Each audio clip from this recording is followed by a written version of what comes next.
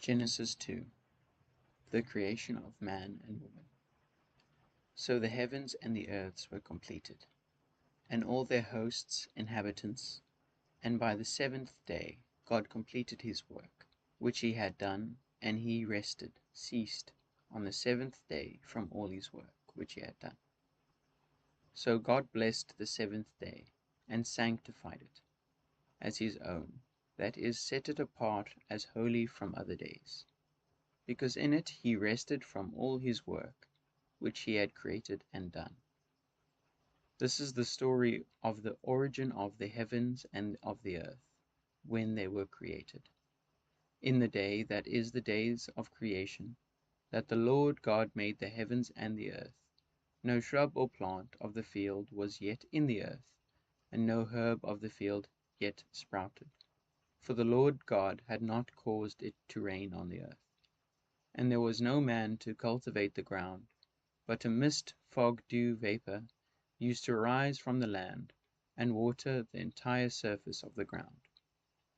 Then the Lord formed, that is, created the body of man from the dust of the ground, and breathed into his nostrils the breath of life. And the man became a living being, an individual, complete in body and spirit. And the Lord God planted a garden, oasis in the east, in Eden, delight, land of happiness. And he put the man whom he had formed, created there.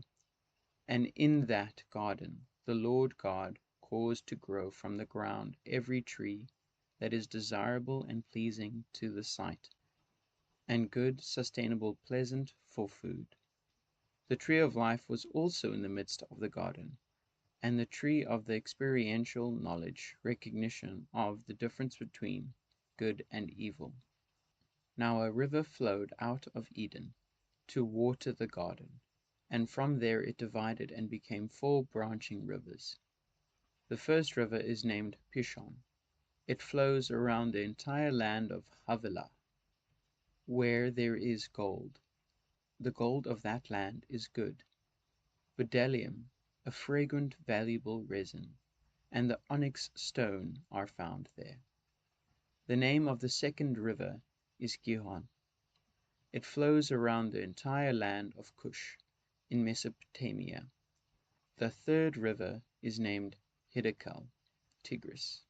It flows east of Assyria, and the fourth river is the Euphrates. So the Lord God took the man he had made, and settled him in the Garden of Eden, to cultivate and keep it. And the Lord God commanded the man, saying, You may freely, unconditionally eat the fruit from every tree in the garden, but only from the tree of the knowledge, recognition of good and evil, you shall not eat. Otherwise, on the day that you eat from it, you shall most certainly die, because of your disobedience. Now the Lord God said, It is not good, beneficial for the man to be alone. I will make him a helper, one who balances him, a counterpart who is suitable and complementary for him. So the Lord God formed out of the ground every animal of the field and every bird of the air, and brought them to Adam to see what he would call them. And whatever the man called a living creature, that was its name. And the man gave names to all the livestock, and to the birds of the air, and to every animal of the field. But for Adam there was not found a helper that was suitable, a companion for him. So the Lord God caused a deep sleep to fall upon Adam.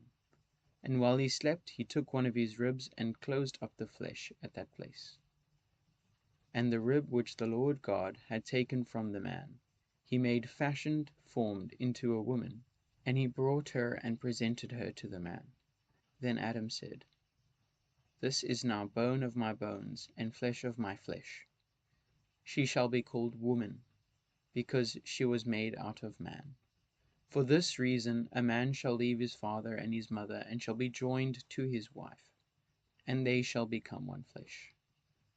And the man and his wife were both naked, and were not ashamed or embarrassed.